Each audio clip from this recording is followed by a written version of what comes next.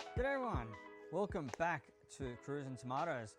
So we are going to replace this headlight today. So the driver's side, as you can see here, it really is very heavily oxidized. Very, very common on cars all over the world. I have given it a few cleanups using all different kits, but look, it just keeps coming back really. So I managed to score a really good, genuine replacement for this one rather than go for some sort of cheap eBay knockoffs. So let's get cracking. Alrighty, so first what we're going to do is we're going to open the bonnet because this is sort of a sequel to another project that we've just installed. So if you've been watching this channel, you would have seen me install the snorkel. So that was the one-man job. I did that all solo, my first time ever doing that. So what I'm going to show you is if you want to come across over here.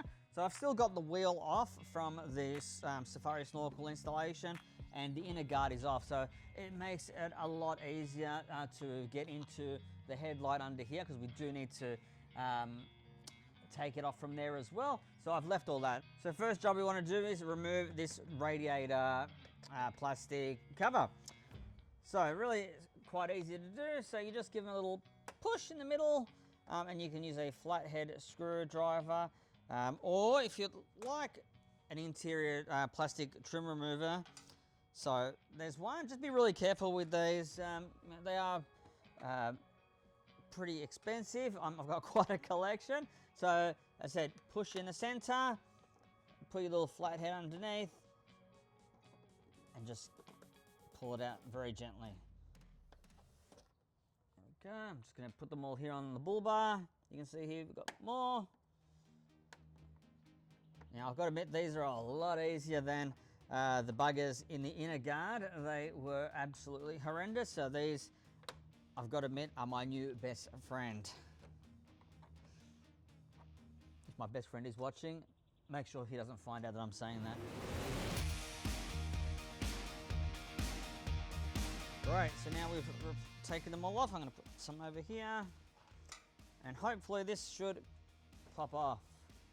So next part, now that we've removed the top radiator cover, we're going to take off the grille. So we need a 10 mil, and we've got quite a fair few that we are going to be removing.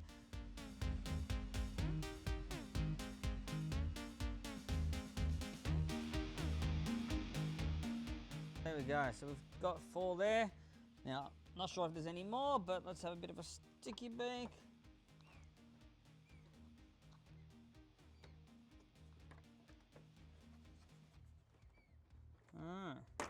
Look, we can see here this headlight, it's actually already damaged. It's actually broken already. So what we're going to do, we'll undo this up here too. Which, there we go, we've got another one under here. So we've got a little plastic surround over here. Luckily, we can actually get away with that one. So we're just going to lift that one up. We're just going to undo it here. So there's the new replacement. So make sure it is the right side. Oh no, it's the wrong side. No, just kidding. All right, no, it's definitely the right side. All right, so let's put this baby back here. But it's actually a good idea just to have a look at it. All right, we can just see where all the connections are. So we know we've done this one. We know we've done this one here.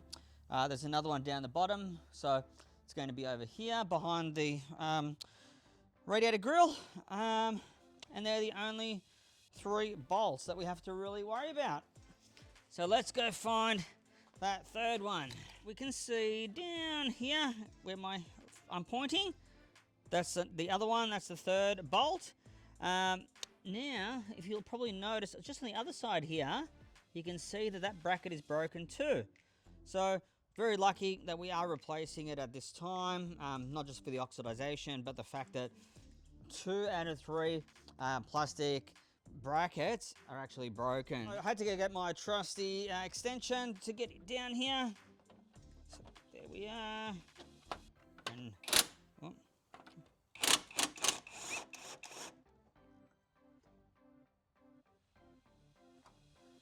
And there's that one. All right, we are slowly making track on this. So let's just loosen this one up and see. Oh, very important thing, and probably one of the first things we probably should have done is actually undone the globes from the back.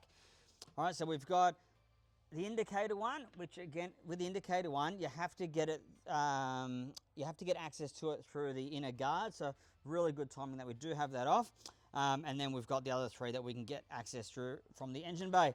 So let's just go in here.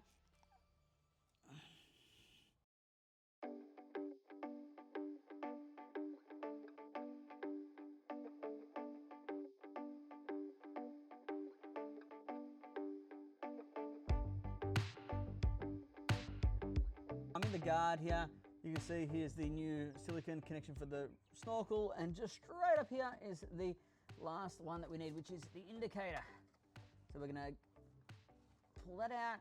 Just needs a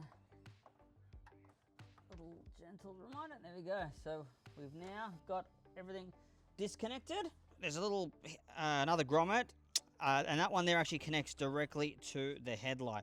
So I've just removed that one there, which looks like this one here.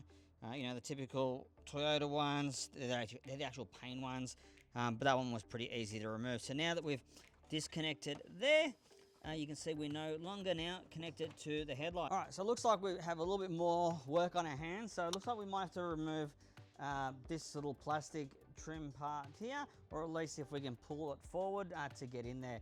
So we've got a few little things here. We've got a plastic grommet here that we just need to pry out. There we go, that came out nice and easily. Let's put him down there. All right, so we're pulling this part off here. And there we go, so we've given it a nice little bit of room there. We've got another little 10mm here, so we need to undo.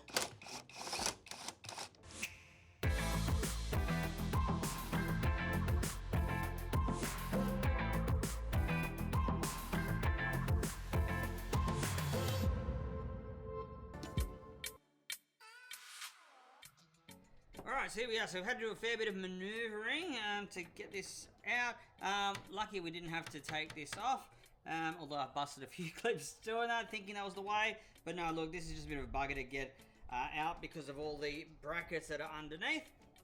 So hopefully right now it should come straight out. And there we go. There's the old one. Here we're now going to do the reverse of removing. We're going to now install this brand new factory headlight. Now this is from a GXL, so it doesn't have the LEDs like the VXs do in the Kakadoos. Let's go ahead and get this little bugger fitted in.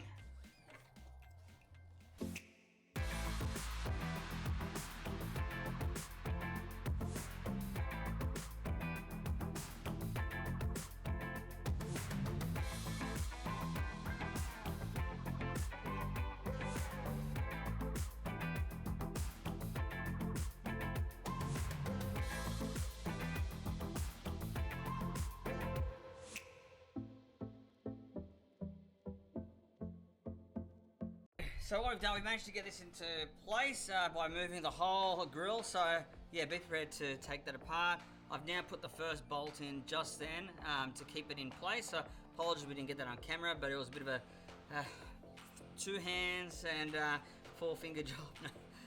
But yeah, now we can actually put that back in place. So that's good.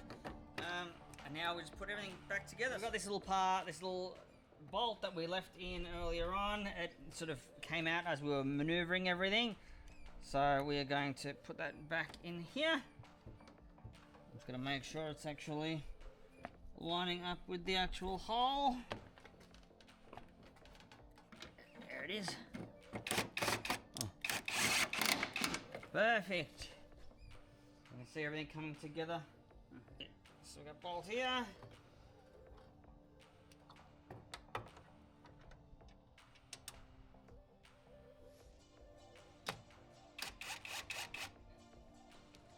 Now I'm not tightening them up fully, just so we've got a little bit of movement for the rest of them. So I've got the extension out, so it's going to go into the one that was previously broken.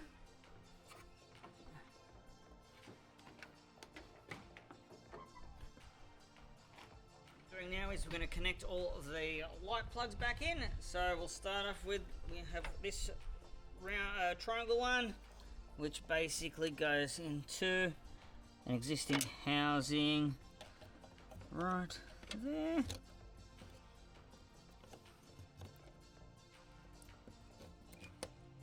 There you go, got a nice click. Now we have our high beam.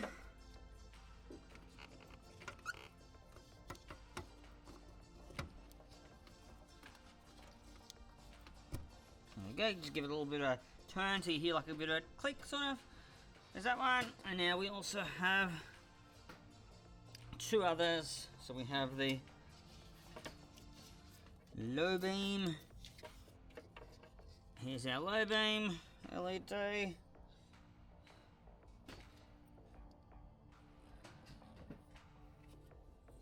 Which goes all the way down here and underneath here.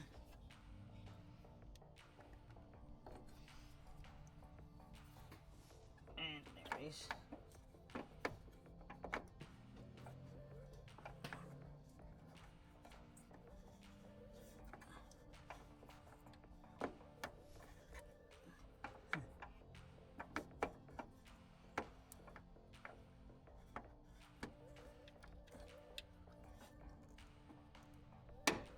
Go. Now this one here, when I purchased the vehicle, it's come with this one here, which is an aftermarket. It's a JW speaker. Well, lucky JW speaker. For you guys that have been watching this channel for a bit of time, you probably noticed that I actually put JW speaker on our 100 series Sahara that sadly went to Toyota heaven. Look, I found them really good speaker, and yeah, these so far have held up the test. As I said, I didn't put them in, so I don't know how long they've been in for. But yeah, this was sort of just hanging out, so now we just need to find out where the plug is that it was meant to go into. Which... there we go.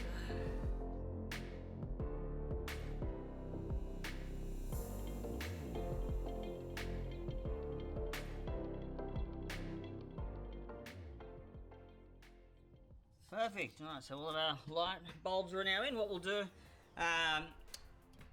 is just double check them. So just turn the car on and we'll make sure they all run. At the end now, now we're going to have to cut this a little bit short as a lot of these clips are actually broken. I don't have replacements, but it's not too hard to do. So as you guys know, just down the bottom here, you've got the 4 holes there.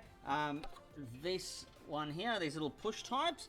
There's 2, 1 on each end, and the ones in the middle are the real painful grommets that go under the car. I do have some spares of those, but basically we're going to put them together, and then we just need to put the 4 ones that hold the radiator on, and then what we do, push all this back in.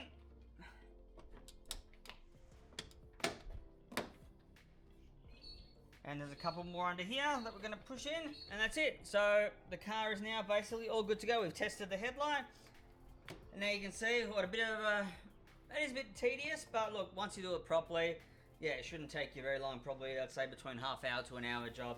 Hope you like this episode, another fun DIY. Hopefully we'll get to see you out on the tracks one day. Thanks for watching and take care for now.